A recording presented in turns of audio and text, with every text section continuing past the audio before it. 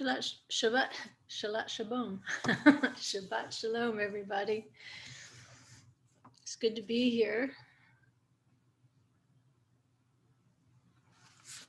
I apologize for switching the time on you. I thought I was going to have to cover for somebody in the Shabbat service today, but as it turned out, we've had COVID exposures. So we suspended the service for this weekend. And I could have made our regular 4 o'clock time. So I understand there'll probably be lots of people watching Jacob's Tent at this time of day. And that's awesome. Love their praise and worship. You just can't beat Brandon and Melody doing praise and worship. But for those of you who are able to tune in now, and possibly for some of those who might go to the video afterward, Shabbat Shalom. It's good to be here. And let's get right into our lesson on the monster. The red monster.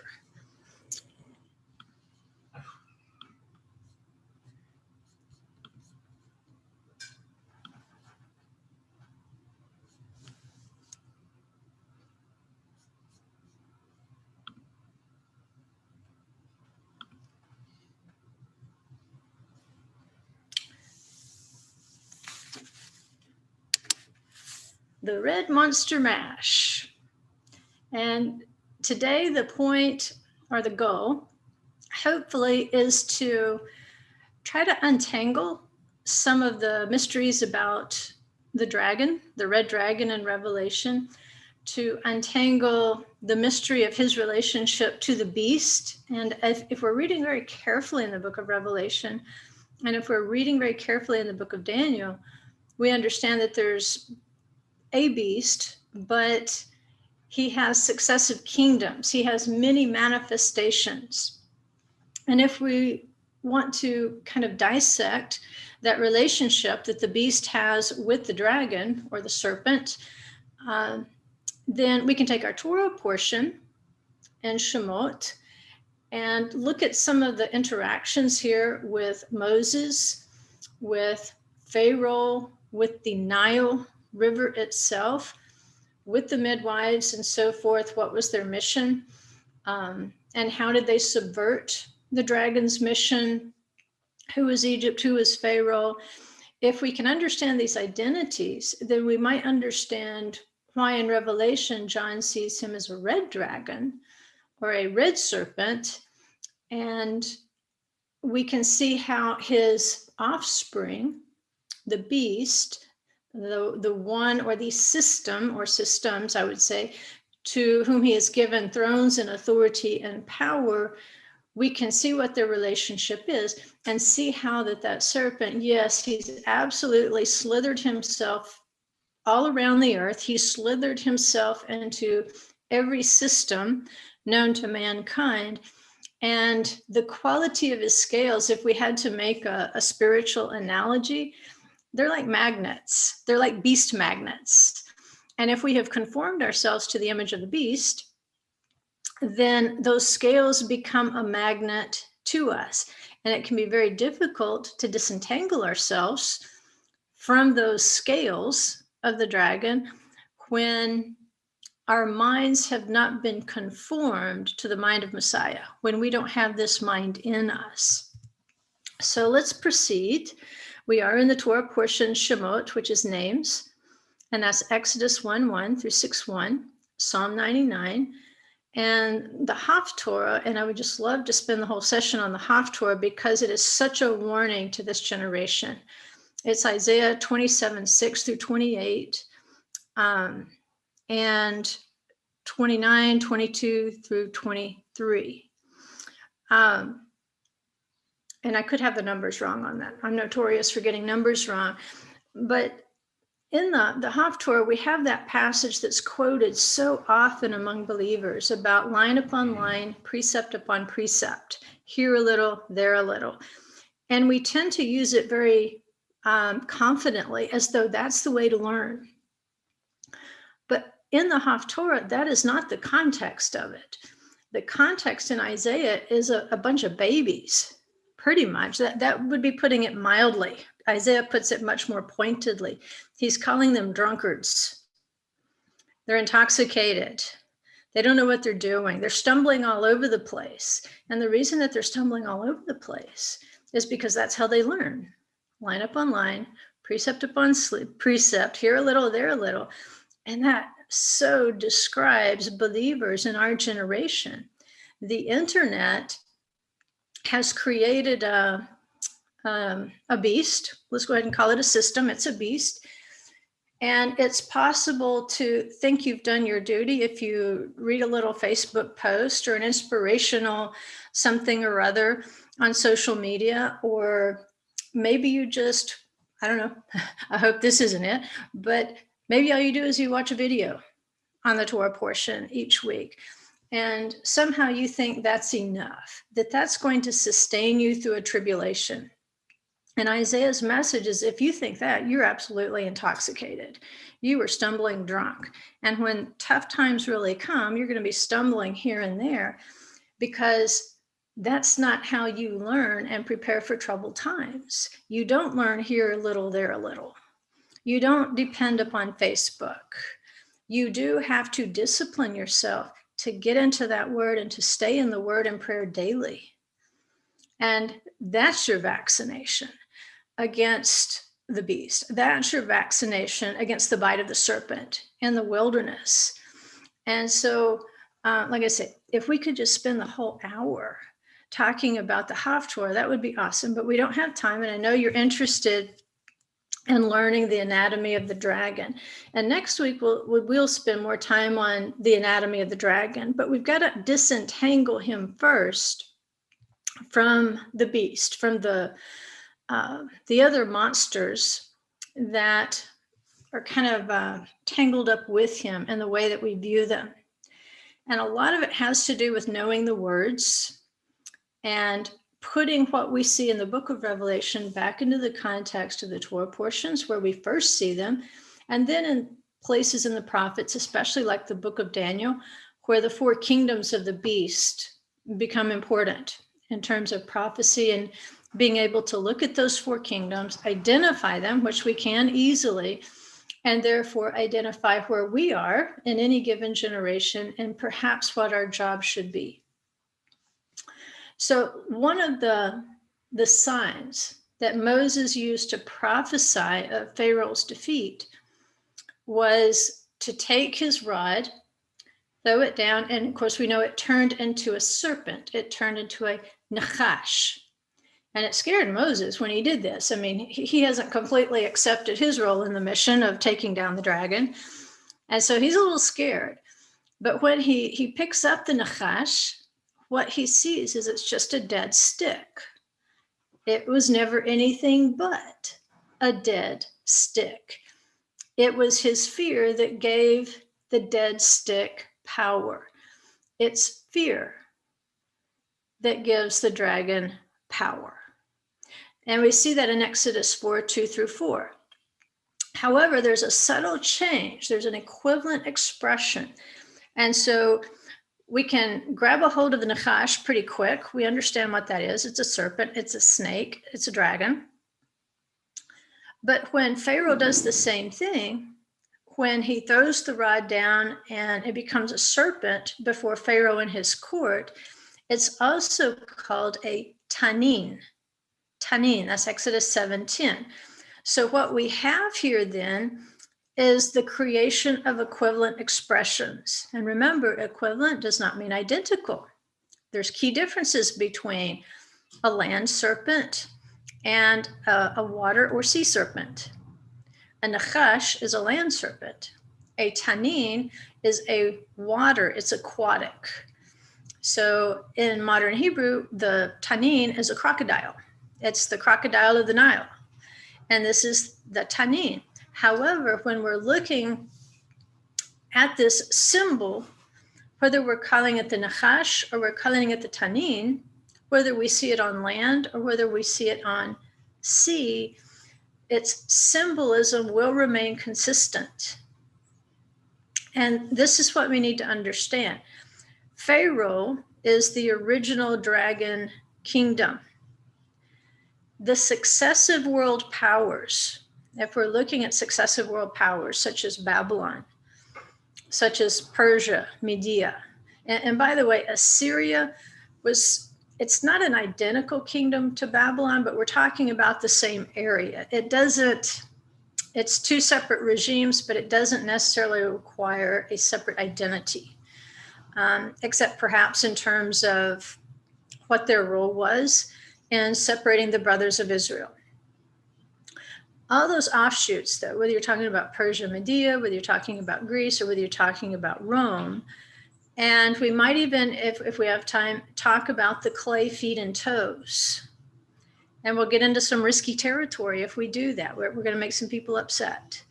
And I understand that. But we are trying to back up everything onto a hard drive or a laptop or somewhere so that the information can still be out there. But those successive world powers, they're offshoots of the dragon, and the dragon is Pharaoh. He's the Nachash, he's the serpent, he's the Tanin, he's the dragon. He's the one, and his kingdom, Egypt, who are symbols of that. And Egypt can represent a couple of things. It can represent a world, the world itself, because at that point he was the most powerful kingdom of the world, and it says all the world was going up to him during the famine for food, becoming dependent upon him for food. So don't be too upset that, oh no, I'm depending on the dragon. Well, the whole world is at this point, whether voluntarily or involuntarily.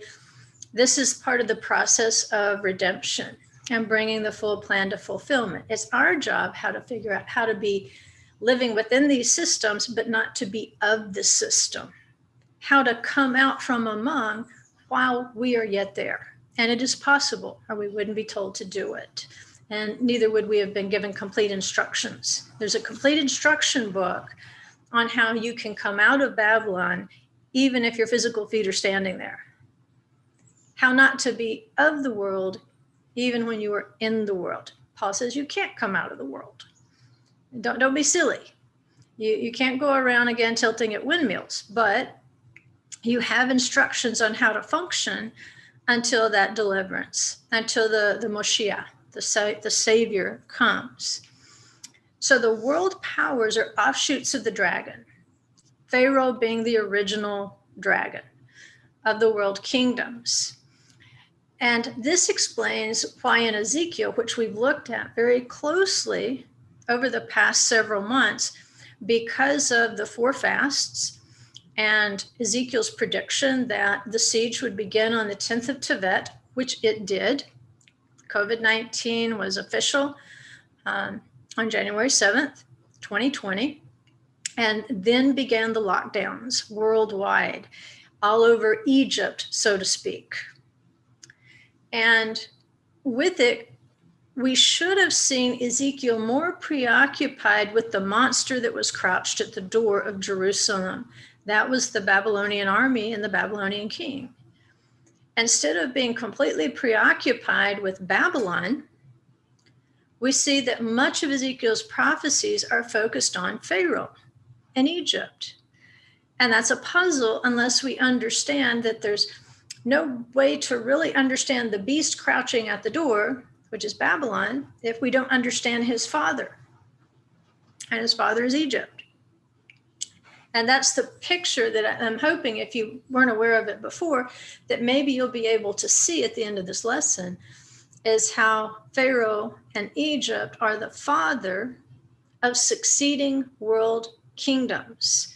And each of those world kingdoms really thought they could become divine, that they could replace the divine plan of the stone cut out without hands that was going to destroy the image of the beast.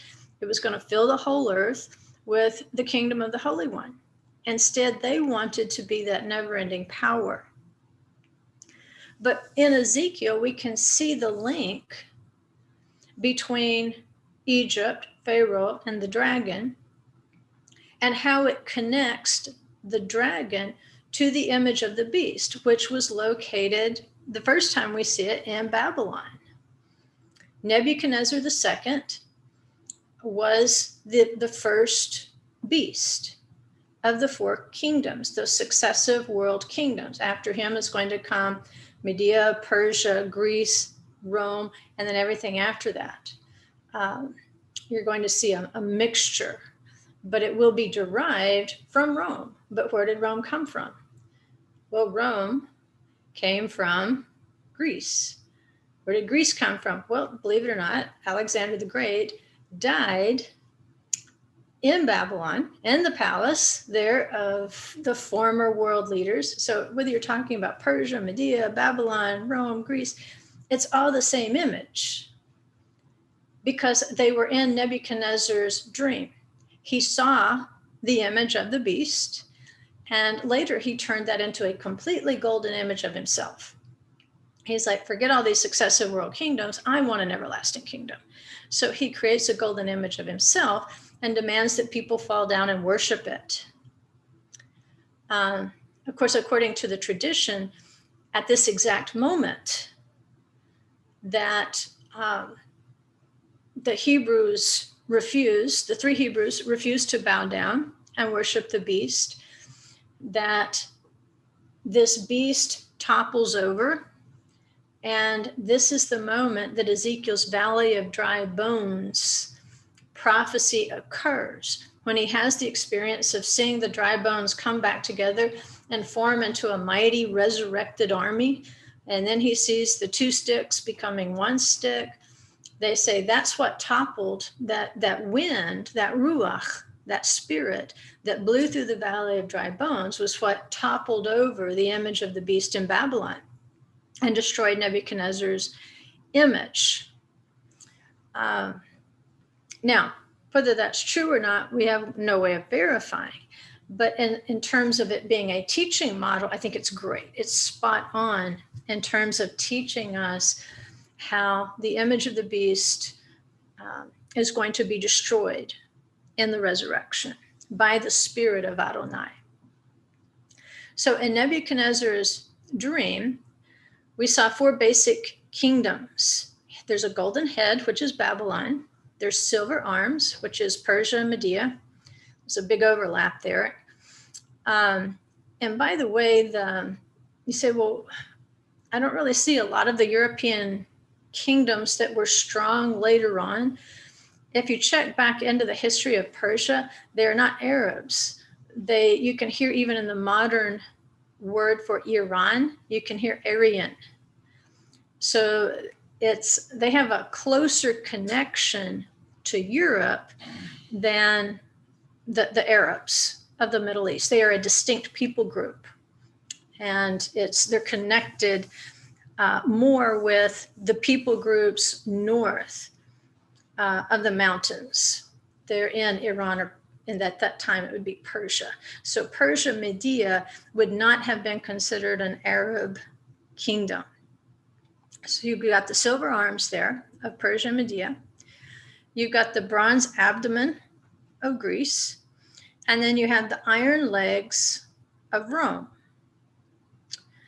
And from there down, from the feet and the toes, we see that there's iron and clay mixed together, suggesting two systems. Now, there's more than one way of explaining these mingled feet. But taking it back to the beginning, where he describes how the clay and the iron are stuck together, Daniel describes them as being mingled. In other words, they're going to have similarities within those systems. But he says they're not going to cleave to one another. The first mention of cleave goes back to cleaving to your wife. In other words, to be married, for two to become one. These systems of the feet and the toes, and we've got 10 toes, 5 and 5. If we look at those two systems, they will have much overlap, probably in their belief systems, but they can never marry. They're not close enough to actually become one. They can be in cahoots, so to speak, from time to time in history, but they will never marry. It's going to be impossible for those two systems to be considered one stick. And those 4 kingdoms and the offspring that we're going to see in the feet and the toes, those are the offspring of the serpent. That's the seed of the serpent. That's the, when you read in the Gospels, how Yeshua and John are calling people vipers and a brood of vipers and sons of vipers, that's what the accusation is. And typically it's misapplication of the word. And that's how in the first century, that's the language they would use to insult one another. Is if they thought you were misapplying the word, they would call, like the seed of Satan, that sort of thing. And what they're saying is you're twisting the word. You're twisting this application. That's what it meant. And that's what the serpent does. He takes what is true and then he twists it. He misapplies it, just like he tells Eve, you will not surely die. Well, surely she will. I know, quit calling her Shirley. But what he did is he took a little nugget of truth, you will not surely die. Well, the physical body didn't immediately die. And so to the naked eye, so to speak, you look at Eve and all of a sudden you say, well, she's not dead. She's still walking and talking. She still has a body. But the misperception there was what had happened in the spirit realm, how that she had begun to separate from the garden already, because the garden is this perfect marriage of the spiritual and natural realms in complete purity. And so now, having become tainted by sin, she and Adam began to separate, and then they're driven out of that spiritual realm. They can no longer see it. They know it's there. They can perceive that it's there. They just can't see it with the physical eye. The spirit in them is still what's bearing witness that it's there. But the beast within them, they're created on the same day as the beast, on the 6th day of creation, which is where we're going to get the 666. But there's a distinction. The human beings were made to conform to the image of Elohim. The beast were to conform to their own image. It says, after their kind, after their kind, after their kind, after their kind, after their kind. You say, why does it keep repeating that? So that you'll get it all the way from Genesis to Revelation. That when a human being takes on the same thinking, twisted thinking pattern of the serpent, who's the most cunning beast of the field, then they will conform to the image of the beast, and their minds can actually begin to change. And they begin thinking more on the side of the beast, the natural side of things, than with the mind, we would say, of Messiah, with the mind of spiritual things as they were created to be. So in these kingdoms, we see typified by the different metals that these are offspring of the dragon. These are the offspring of Pharaoh's serpent kingdom. These are his seed. And to them, he gives thrones, he gives power, and he gives authority. And they're so strong that people think there's no way you can fight against the system. Doesn't stop them. But that's the perception. And we know the serpent was a liar from the beginning. He's the original baby snatcher. It didn't really start with Pharaoh of Egypt. It started in the garden. And so what can happen? Well, with Adam and Eve, they're in the garden and they can have righteous offspring in the garden, completely free of sin, completely free of death. But when Eve sins, when she believes the lie that she will not surely die, when she misapplies her understanding of what death is, then the dragon became a baby snatcher. He was waiting, and he has always waited since then for the children of the woman to be born. And then he tries to devour them within his many beastly kingdoms. He might use government, politics, military, a health system, a religious system, an educational system, and Lord knows he's using the media. It's the biggest dragon of all of them, I think. I think we got the biggest dragon here at the very end. But they're all interconnected. I think that's why we got an internet. So they have the ability, doesn't mean they will, because there are still some, it says, whose There are children whose names are written in the Lamb's book of life. And they will be able to navigate these waters. They will be able to sail across these waters without Leviathan, the sea dragon, pulling them down into the depths. But it's not going to be without tribulation. And so in the same way we see Jacob adopting Ephraim and Manasseh as his own children, Jacob's children now become his children, we can see that the serpent has pretty much done the same thing. He's adopted his own children. And the dragon gives them thrones. And each new kingdom is just like the one before it. The whole point is to imprison the children of the virtuous woman, to imprison the seed of the woman. And there have been specified times in history, twice, at the time of Moshe's birth and then at the time of Yeshua's birth. It was thought that Pharaoh's magicians actually did foresee a Moshiach, a savior, arising in Egypt. And so it was because of that expectation that he reacts with the second step of saying, throw all the babies in the Nile. Don't just go after the Hebrew babies on the birthing stool. Throw all the babies into the Nile, all the Egyptian babies. He'll go after all the babies in the world, if we want to look at it symbolically. And so being the baby snatcher, later in the first century, when we see Herod going after Yeshua, it's the same thing. Where does he derive his power? Well, you said he derives his power from Rome. Where did Rome derive its power? It derived its power from its father, the serpent, the dragon. And so each of these systems, the serpent, we see he's acting in the place of a midwife. He's kind of sitting there next to the birthing stool so that as soon as the baby is born, he can destroy it. As soon as the baby is born, it can be flooded. He can cause it to be thrown into the Nile, so to speak. And of course, if you destroy the thinking of parents, then the baby doesn't really even have a chance. If you think about it, he has devoured the baby on the birthing stool, because now it's in the hands of parents who will voluntarily throw it into a flood of wickedness.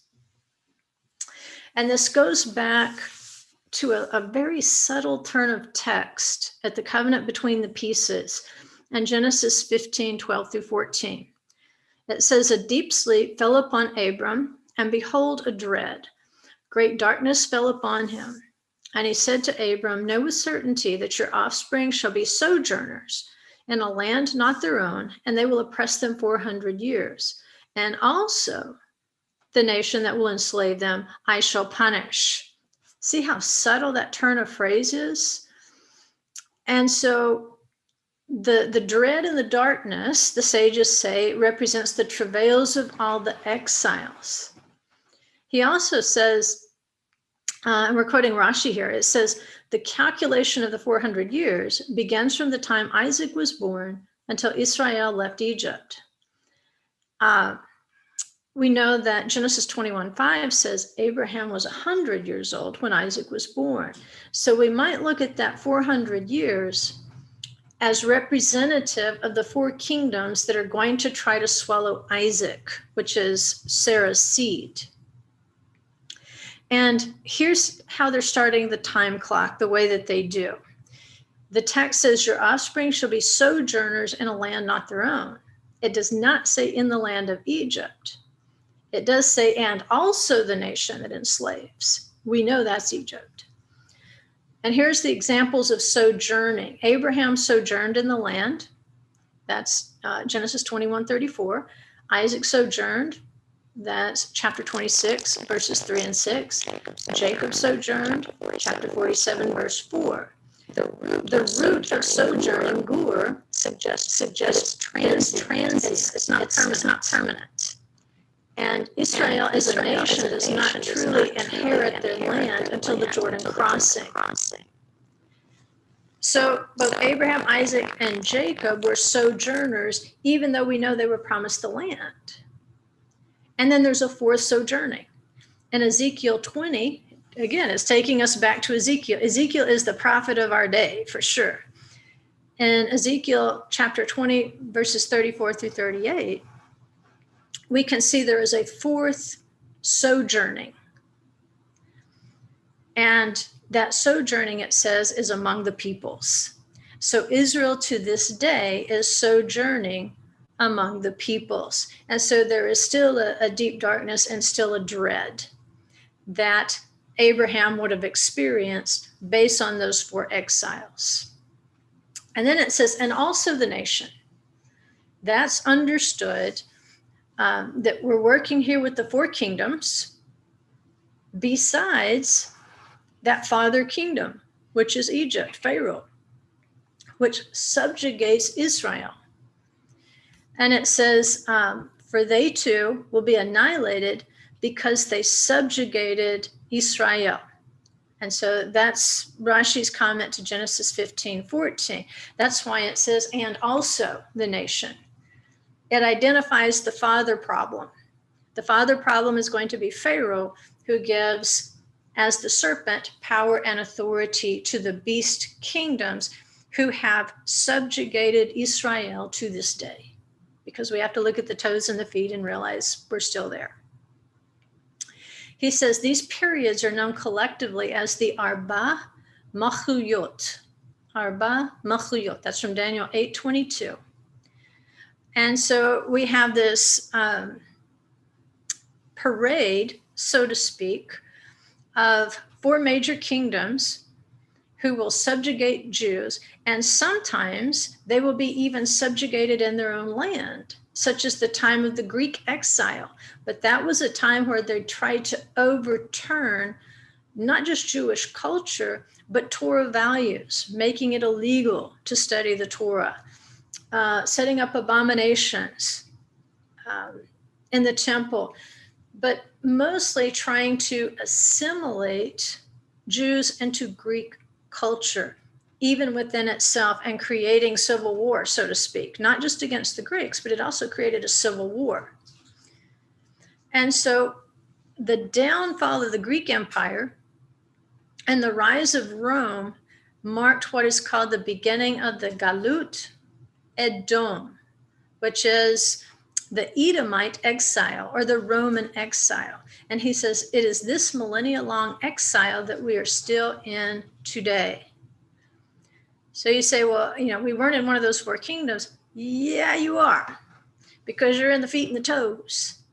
You're part of the Roman exile, because what we have today, the big systems of today, are simply offshoots, not just of Rome, but also the Holy Roman Empire. The Edomite exile and the Jewish mindset, and we might have time to go into it next week. I know we will with the Torah classes. I'm not sure we'll be able to do it in the live stream. But you can trace how they arrive, at least in the 1st century, with the conclusion that Rome is Edom. Rome is a manifestation of Edom. Now, Edom's also mixed up with some other people groups, but as far as a world kingdom, they say Edom is the red one. That's his nickname, the red one. If you hear the red one, if you're reading a Siddur, a prayer book or something like that, you're reading an article, if you see a reference to the red one, you know it's talking about Rome or the Edomite. And because of the history of Rome, that's why I say you are probably part of one of those Roman toes or those Roman feet, even though it doesn't feel like it. You say, no, wait a minute. We don't have this pantheon of gods like the Romans and the Greeks did. And I would say, check your calendar. You were still in the system. You were not of the system, but you were in the system. You can't go out in the world using 3rd day of the week and be understood. You can't go out into the world using the Hebrew months and be understood. You are still within the system of the beast. You are still in the Galut Edom. the Roman exile. And once we see the Roman military might and political might begin to crumble, we have this period of chaos, and then you see the rise of the Holy Roman Empire. You see the spread of the Roman Church. Also, at the time this is growing out, you also see the rise of Islam. And Islam is derived from, their founder discussed things with Jews. Their founder discussed things with Christians. And so we have a derivative. And that derivative will mingle. Some of its doctrines will mingle, but they will never marry. And so even with that progress, I don't know if it's progress or whatever, coming out of the Holy Roman Empire, of course, you have the Roman Church. Then you start to really see the clay feet, because it's described as being brittle, easily breakable. And so once we have Protestantism that breaks off from the Roman Church, once that occurs, then you see literally tens of thousands of denominations that are derived from that Protestant rebellion, so to speak. And they're very brittle. Hebrew roots, very brittle. Messianic Judaism, very brittle. People don't stick to each other. They mingle, but they don't stick. It becomes increasingly more brittle. And it's mixed with the iron of Rome. It shows you where that system can be traced back to. In the same way, if you look at Islam, you have two major, you've got Sufism, but it's not enough to really even be an issue. But if you look even within Islam, they have two sects that don't marry. They despise one another, and that's going to be the Sunni and the Shia. They don't stick together even within their own religion. And so they're brittle. Again, they don't have that cohesiveness of 100% iron. There's clay brittleness. I don't know if you'd call that iron brittle or not, but it doesn't sound tasty. At any rate, let's move on. So we've got this prophecy given to Abram that your descendants are going to be strangers in a land not theirs for 400 years. And also, he's going to judge the nation that's going to enslave them, that they're going to serve. And it says, afterward, they shall come out with great possessions.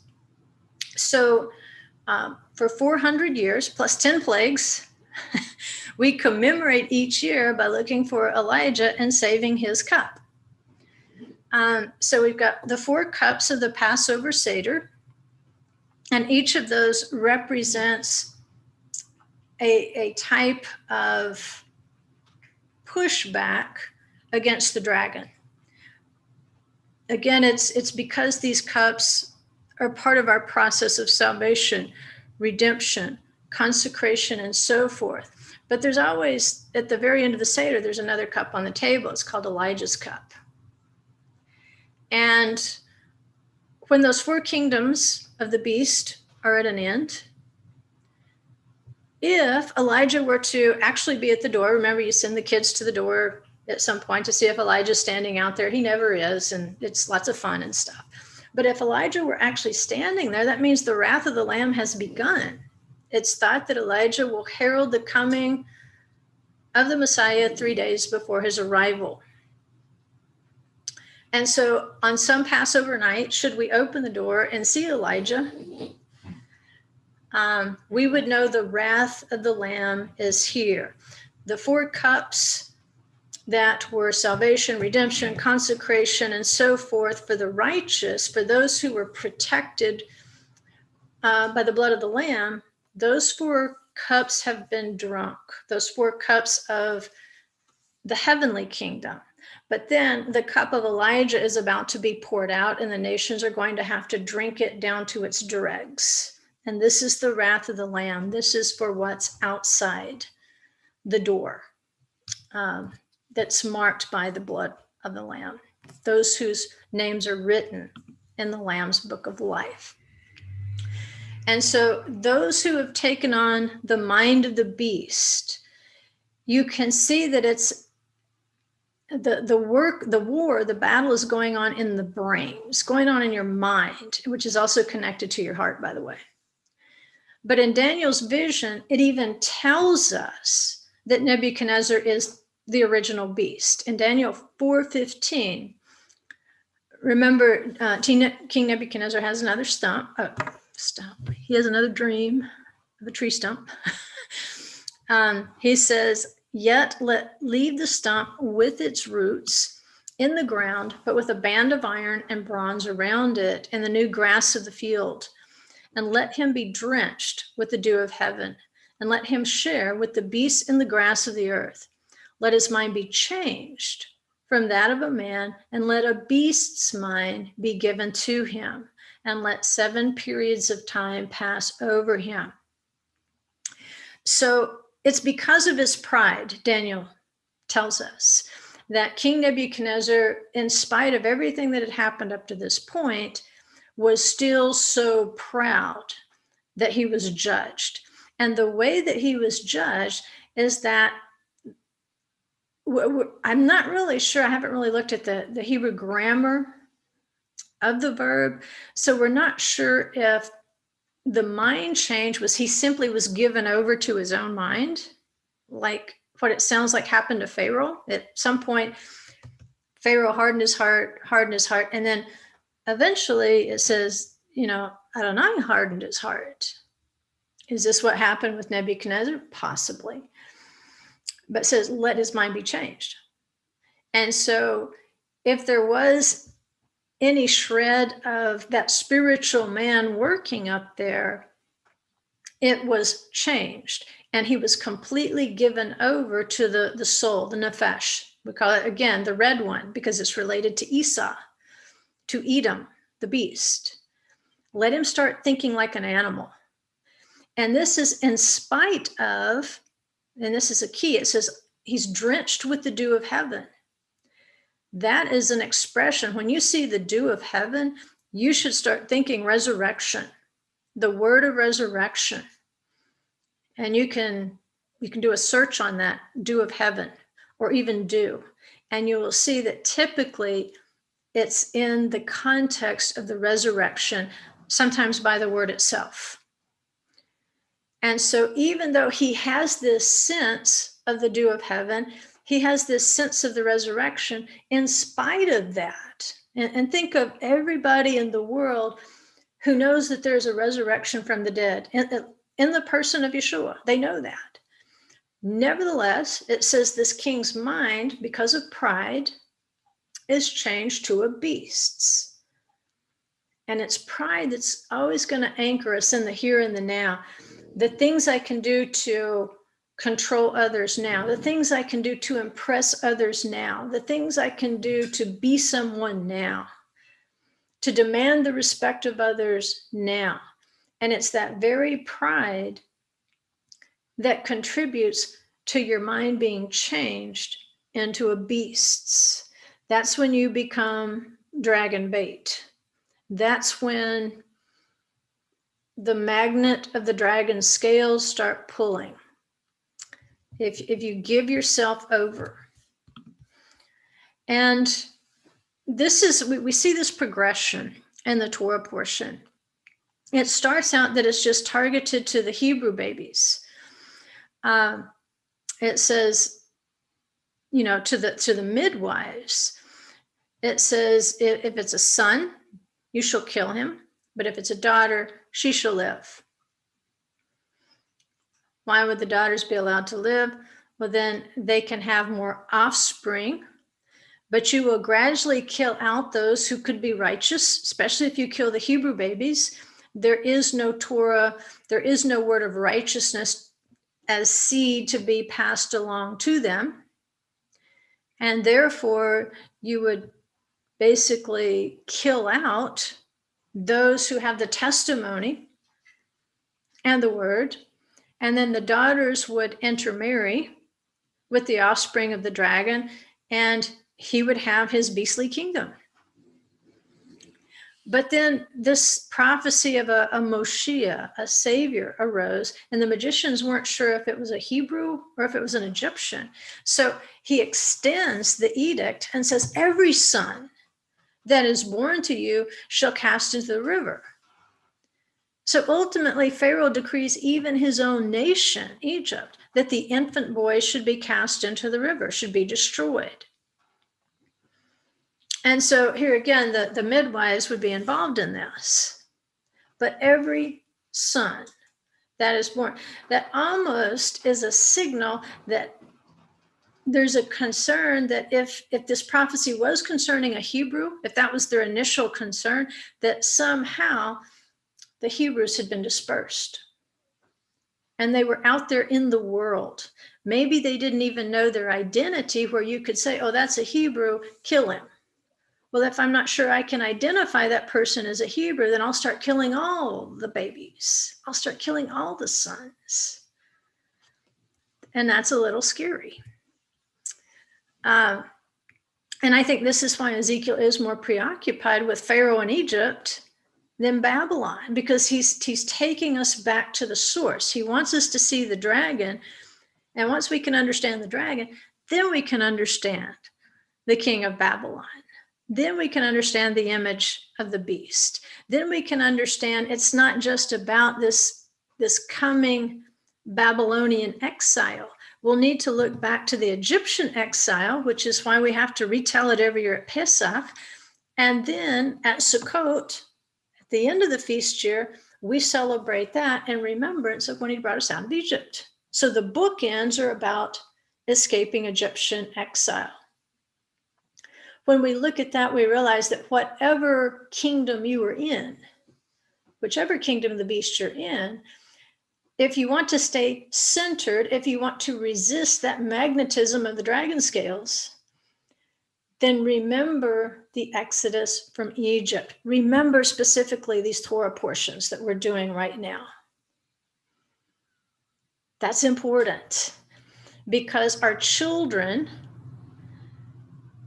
are being attracted to the scales of the Tanin. They're being attracted through the systems of the beast, and he'll use any system that he possibly can.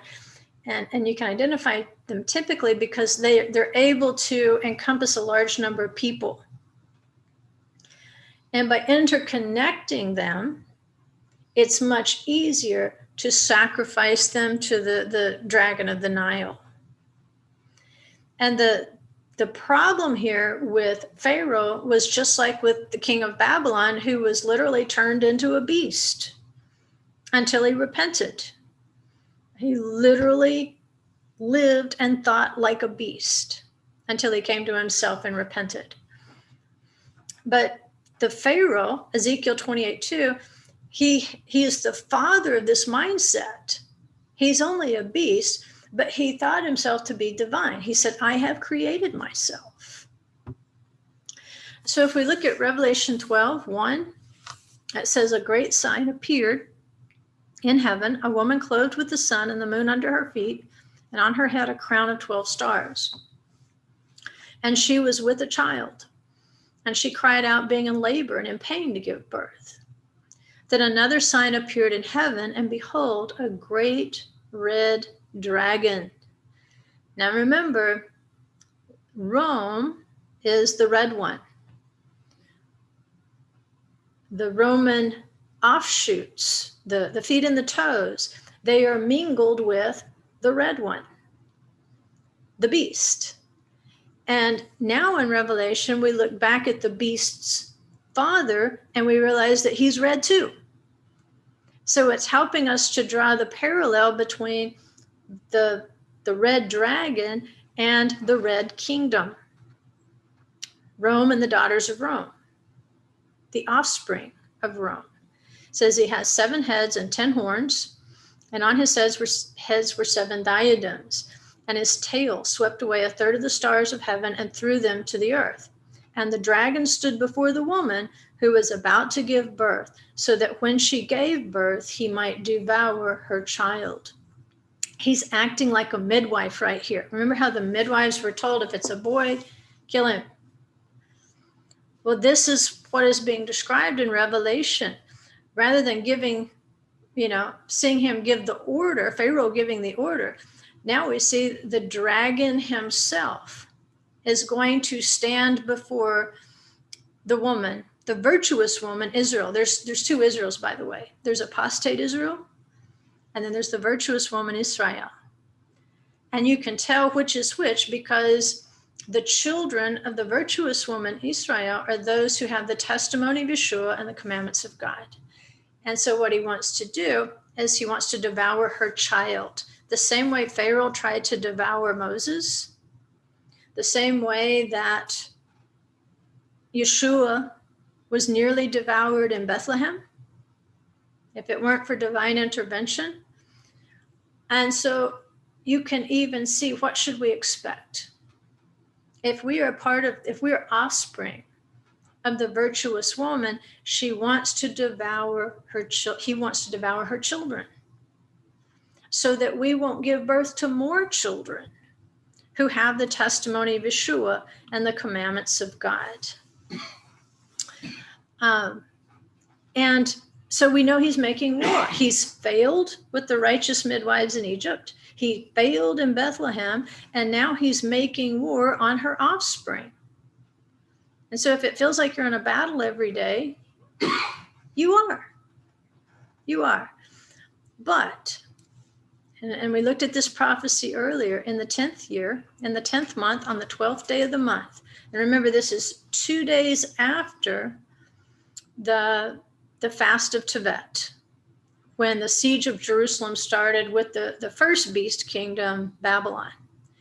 Ezekiel says, the word of the Lord came to me saying, Son of man, set your face against Pharaoh. Remember, he's preoccupied here with Pharaoh, king of Egypt, and prophesy against him and against all Egypt. See, he's going back to the father kingdom here. Speak and say, thus says the Lord God, behold, I am against you, O Pharaoh, king of Egypt, O great monster, and that is Tanin, the big crocodile, who lies in the midst of his rivers, who has said, my river is my own.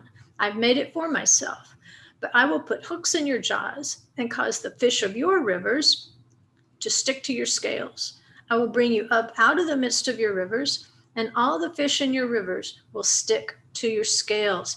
And with that doubling there of the prophecy, again, it's like the 2 times the dragon tried to act as a midwife to destroy Moses, to destroy Yeshua. And he's been on the great child hunt. He's been the baby snatcher, the child snatcher ever since, trying to snuff out the offspring, those who have the Torah of Moses, those who have the testimony of Yeshua. If you have those things, the dragon has all sorts of things stuck to his scales to try to fight you. But remember what we said at the very beginning. When Moses picked up the serpent, it was just a dead stick. That was all it was. And so the Holy One himself is going to reel in Pharaoh. He's going to reel in the serpent kingdom. And when he reels in the serpent kingdom, he's also going to reel in every beast that has stuck to his scales. Every warrior for Pharaoh that is stuck to his scales, they're going to be like, stuck to a magnet. It's going to be too late once they start reeling in.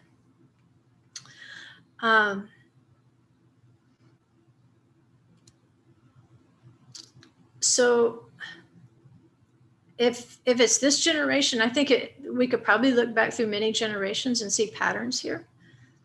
But it's possible that a hook was set in the dragon on the 12th of Tevet.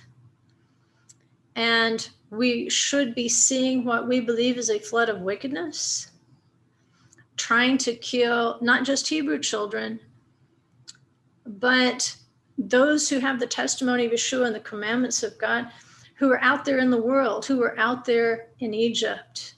So probably not an accident that 2020 was the World Health Organization's year of nurses and midwives. We have to decide what kind of midwife we're going to be. Are we going to bring forth life and preserve life? Or are we going to stick to Pharaoh's scales? So we know Sukkot is a festival, again, that commemorates the Exodus from Egypt. And we know that when Israel came out of Egypt, they were said to have dwelled in Sukkot of glory or clouds of glory. They were miraculously clothed, fed, shoes didn't wear out. They were given supernatural water, supernatural food. It was a semi-supernatural state. It was giving us a little foretaste of what it would mean to go back into the garden. The problem is, if they were still stuck to Pharaoh's scales, then bad things happened to them out in the wilderness. And remember, in Revelation, the woman is taken to the wilderness where she's going to be nourished, it says, away from the presence of the serpent. But what if the children of the woman who's being protected and miraculously fed, clothed, shod, watered, and even healed under that sukkah, what if they run out of the cloud and run back to the dragon, which is what the Israelites kept trying to do? Certain ones among them are like, we want to go back to Egypt. We want to go back to Egypt. We want to go back to Egypt. But when you did that, snakes bit you. When you did that, a plague hit you. When you did that, there were all sorts of bad things that happened into the wilderness to Israelites. I mean, not that they didn't happen to the Amorites and the Amalekites and all the other ites. Things happened to them too. But the story of the Exodus is primarily about the story of Israel and how a generation is being raised up that will be able to cross over the Jordan and go into that promised land. And eventually, that's picturing us crossing into the promised land and being able to enter back into the garden that hovers just above it. So that once again, we can be like Yeshua. If we want to walk on water, we can. Or if we want to swim, we can. If we want normal food, we can eat fish.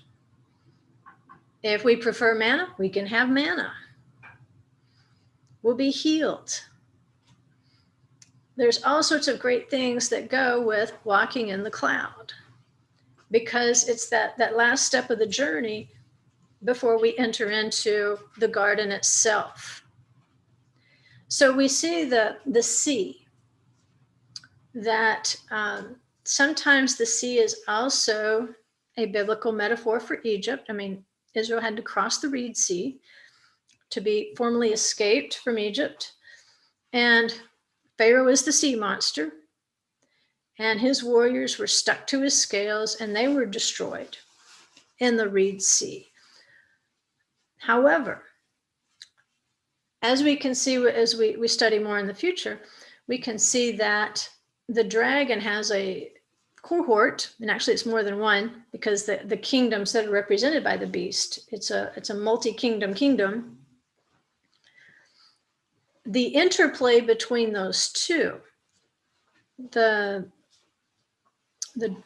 sea monster would have been created on the 5th day. Leviathan, Tanin, that's a sea monster. The beast, the behemoth, and it's represented by a giant ox, by the way, that's a 6-day creature. And it said at the end of days that Messiah is going to cause Leviathan, the sea dragon, and the behemoth, the beast, to actually just destroy one another. And he will make of the skin of Leviathan, once he's defeated, he will make this huge sukkah canopy for the righteous in the days of Messiah, which is pretty cool. But again, remember, you can't really do Sukkot and talk about the meal of Leviathan and so forth if you don't look back to the Exodus from Egypt and identify the dragon there as well. That's very important. Because Job 41:33 speaks to Leviathan. Now, next week, we're going to look at the anatomy of the dragon, and I'll help you make some sense of the different names like Leviathan, Nachash, Tanin, and possibly the Nechushet, which became an idol, the bronze serpent, and how we can take things and make them into idols, how we can destroy the original intent of them. But it says, nothing on earth is like him, and it's referring to Leviathan, one made without fear. He looks on everything that is high. He is king over all the sons of pride. So that hopefully helps you draw the relationship between Leviathan, Pharaoh, the dragon, the crocodile, Tanin. He's the king over all the sons of pride because he is the supreme example of pride, having no fear of Adonai, no Yirat Adonai. If you notice that with the patriarchs, sometimes when they're making excuses, like, why did you say that she's your sister instead of your wife? Like Abraham and Jacob would say, well, we thought there was no fear of God in this place. There was no Yirat Adonai in this place. In other words, we thought this was a lair of the serpent. And so the serpent, he's the king over all the sons of pride. So all his kingdoms, all his derivative kingdoms, the image of the beast, which is actually many beasts, but it's seen in one person, one image. That's the relationship between the two. And it's pride that really is the power, it's the energy of the beast. He's passing along that pride and rebellion against the Holy One, which is what empowers them.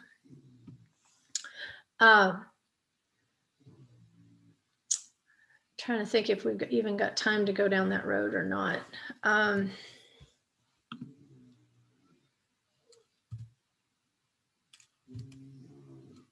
Probably not. That'd probably be a good place for us to stop. But we see this. It says in Revelation 13, it says the dragon gave him his power. We can see the different kingdoms. The dragon stood on the sand of the seashore, which that's the children of Abraham, by the way. Then I saw a beast coming up out of the sea, having 10 horns, 7 heads. On his horns were 10 diadems. On his heads were blasphemous names. And the beast which I saw was like a leopard. Okay, the leopard there, that's going to be Greece. And his feet were like those of a bear. That's Persia, Media. And remember, I gave you a little bit of history about Persia, Media, that they're identified more with peoples north of them. If you just look on a map and look north of Iran, you'll get what I'm saying there. And his mouth like the mouth of a lion, right? That's going to be Babylon. So this particular beast, it's throwing us back into the book of Daniel where we can say, well, yeah, these were actual kingdoms. But what has been left out of there is Rome. So it says he was like Greece. He was like Babylon. He was like Persia, Media. And that's why it becomes important for us to see the dragon as having the red color, as being like Rome, being like the red one, like Edom, but actually it's reverse. Edom is like the dragon. It says, and the dragon gave him his power and his throne and great authority. That's where it came from. And I saw one of his heads as if it had been slain. And see the power that he is giving to the beast. It's through fear. I mean, that's why I didn't want to stop one slide earlier. I wanted to leave you with this. I don't want you to be afraid, because it was fear that gave that serpent any sort of power over Moses. When Moses was afraid of it, it had power. When Moses picks it up and sees what it actually is, it's nothing, it's dead. The dragon is dead, guys. He's dead. He's giving you the appearance that he's alive. He is dead. He is death. The beast, all these systems of the world, they give you the deception and the illusion that they are alive, and they are as dead can be. But it's because of this illusion that there's power. It's this illusion of life. And it creates fear in people. And Moses is telling us, if you want to know how to deal with the dragon of your day, pick it up and discern it for what it is. Because this is what the dragon is doing. He's giving his power, his throne, and great authority to the beast. And we're all connected to the beast in some way because we live in the world. He said, I saw one of his heads as if it had been slain, and its fatal wound was healed. And the whole earth was amazed and followed after the beast. They think it's alive. They worship the dragon because he gave his authority to the beast. And they worship the beast, saying, who is like the beast, and who is able to wage war with him? And there was given to him a mouth speaking arrogant words and blasphemies. Remember, Leviathan is the king over all the sons of pride. And authority to act for 42 months was given to him. And he opened his mouth in blasphemies against God, to blaspheme his name and his tabernacle. And then it tells us who his tabernacle is: those who dwell in heaven. Remember, it says at the end of days, Messiah is going to destroy Leviathan. He's going to make his skin into a sukkah cover. And that's what that is there in the Greek. It's talking about a sukkah. That those who dwell in heaven are covered by a divine sukkah. And so it was also given to him to make war with the saints and overcome them. And authority over every tribe and people and tongue and nation was given to him. All who dwell on the earth will worship him, everyone whose name has not been written from the foundation of the world in the book of life of the Lamb, who has been slain. So the real question is, who do you believe has been resurrected? Do you believe it's the Lamb who was resurrected? Is that your testimony? Or do you believe the kingdoms of this world are what living is? Is that who you think has the power over you? Is that who you think has authority over you? Is that who you think is seated on a throne? Because it's all an illusion. All those beasts can do to you is kill your body. And it's deception to think killing your body is the same as devouring your soul. We are not to fear the one who can kill the body. Because guess what? Your Father in heaven will make you a brand new one, better than the one you have. What we should be afraid of is not that which is dead, speaking with the mouth of a lion, slinking around like a leopard, growling like a big bear. We should have a holy reverence of the one who can resurrect both the soul and the body. So don't be afraid. Yes, all these things today are growling and roaring about, seeking who they can devour within their systems to get them stuck into Pharaoh's scales. Don't be afraid of that. It's not the thing to be afraid of. Those things are dead sticks. Dead. They are dead. They are only deceiving people into thinking they are life. There is no system in this world that will give you life. There is one who gave you life and will preserve your life, no matter what happens to this bag of bones. He can raise up an army from a bunch of dead, dry bones because they never were dead. They were stuck to Messiah. So next week, we'll talk a little bit more about the serpent and the beast and how they relate directly to Messiah and Elijah. Some pretty incredible things there. And I couldn't give you just a piece of that because it deserves and needs a full explanation because you don't want to scare people. Sometimes you need to tell the whole story instead of just a bit of the story.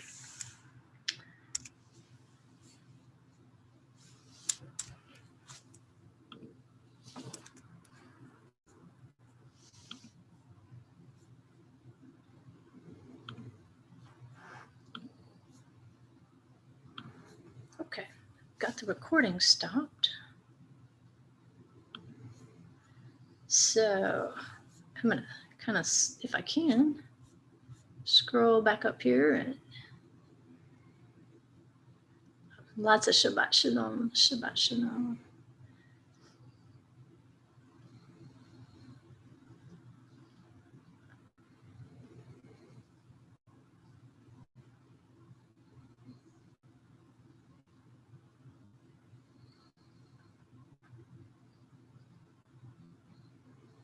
You got 141 online, right?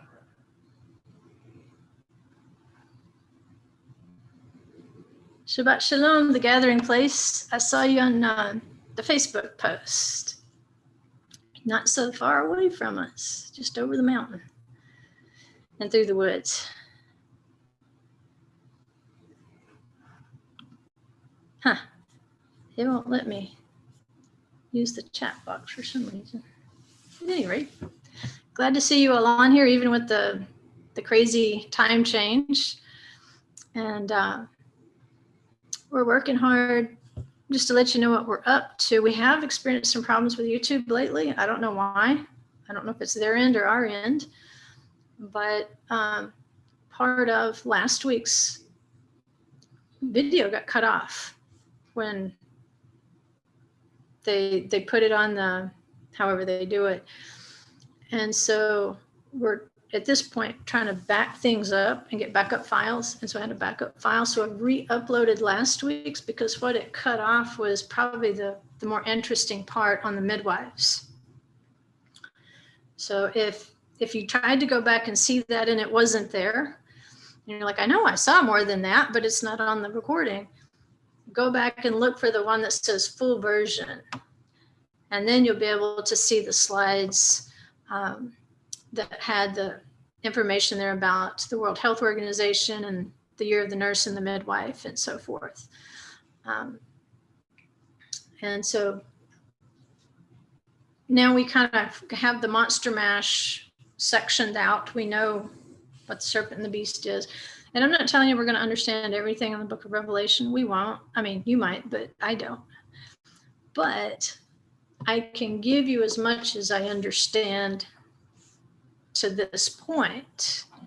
And a lot of times what can happen is if one person takes you to this point, then another person can have an insight and say, yeah, and then if this is this, then this is this.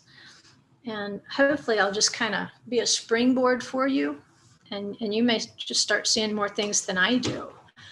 The best I can usually do is teach it out of the Torah portion. If I disconnect it from the Torah portion, I got nothing.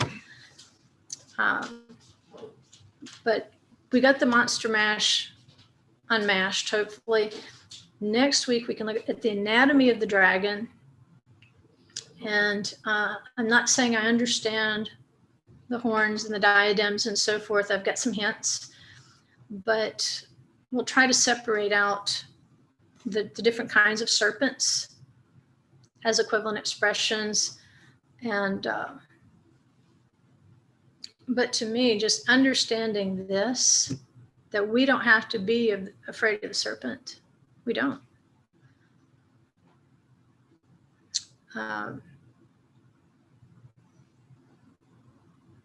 It's just, we have to learn not to think with the mind of the beast, and we need to put the definitions of life and death in our heads and in our hearts.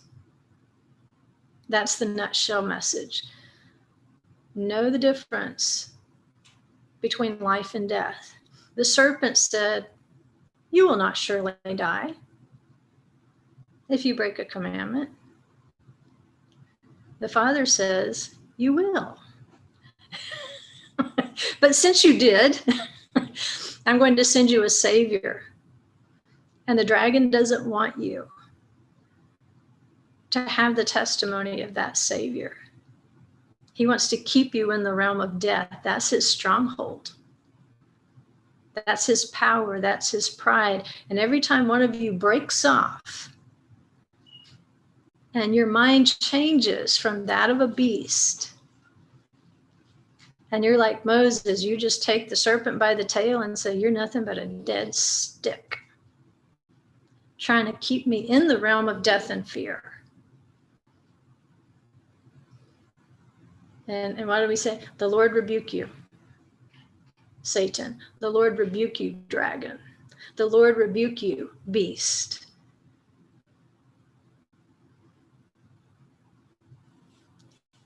So, yeah, Melissa, fellow sojourners, we might be sojourning in that final kingdom, but the good news is, if we're sojourning in the final kingdom, that fourth kingdom, then it means we're the ones they're going to see firsthand. We're going to have firsthand testimony, maybe, of the trip home.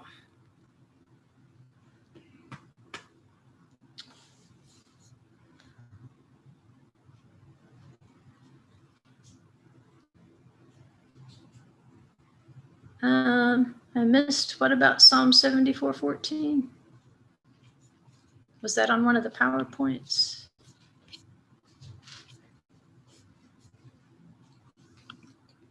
No, that was in Job. I'm not sure. Maybe it was a chat that you guys were having or something. I missed it.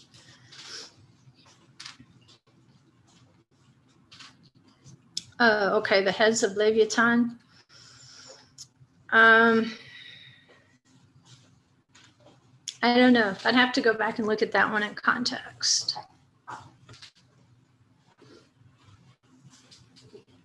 What's interesting, though, is Leviathan's supposed to be so long that he encircles the entire world, and his head overlaps his tail. And I'm assuming what that means is his influence is worldwide. There's no place on earth that the dragon has not influenced in some way. And so that might have something to do with the heads of Leviathan.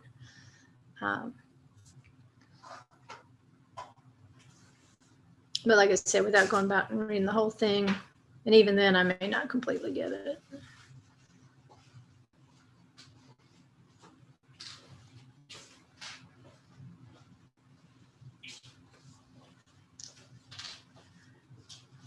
All right, guys. Well, we're glad to see, that you guys could make it in spite of the change in the time. This COVID thing has got everything upside down, hasn't it? But that's okay. That's okay. We're not afraid. We are not afraid. I do feel urgency. I told this to my online classes. I'm not afraid. I'm not anxious. But I do feel a sense of urgency, especially after reading the Haftorah portion this week, that line upon line, precept upon precept isn't going to cut it anymore. If you know you have entered into tribulation, then your flood should be of the word and your relationship with the Father, and even relationships with other believers, those of like kind. You need to uphold one another, because if you're down on a certain day, there needs to be somebody with you who can take you by the elbow and hold you up. And if they're down the next day, you need to take them by the elbow and hold them up. And if you have no community around you, then that's why I leave this chat up, even risking the trolls. And, you know, knowing that it's an imperfect thing, some of you might connect with somebody in your area, or even an email pen pal that you could email daily and just exhort one another, encourage one another, and keep reminding one another, don't forget the definition of life and death. Because there's no system around us that can truly kill us.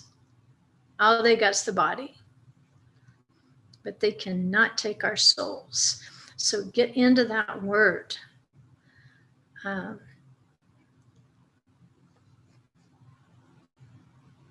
That's the ultimate vaccination. That's the ultimate inoculation. In fact, if you think about it, if you take it back to the wilderness, I was thinking about, I have weird dreams sometimes, but they're not really dreams. It's just me thinking about what I've been studying. And I realized, well, I'm not dreaming, I'm actually awake. But I got to thinking, if in the wilderness, raising up that bronze serpent, it was forcing them to look up to heaven at the source of life and healing. See, the more time we do spend in the news, in politics, on Facebook, griping in the break room, our view is downward. We're at the level of our affliction. But if we look upward to the source of healing, if we look up to him and saying, no reason, all these systems around me, they're just expressions of pride. But if I look at the Father, he can heal me. And so it's like, okay, he's the medicine, but the medicine is for when you're already sick. If they had internalized the word, they'd have never have been bitten. And that's why I say line upon line, precept upon precept, not enough. What if you go ahead and you take the word in, and then you don't get bitten to begin with, because you don't leave yourself open to being bit in. Bitten, bit. So, all right, guys, I'll say Shabbat Shalom. I guess I'll go have some chicken and dumplings or something here in a minute. Uzi has been very quiet today, and we're all very thankful that he has been quiet and not snored too loud or done other things too loud. He's not barked or chased anything. He's been a very good boy.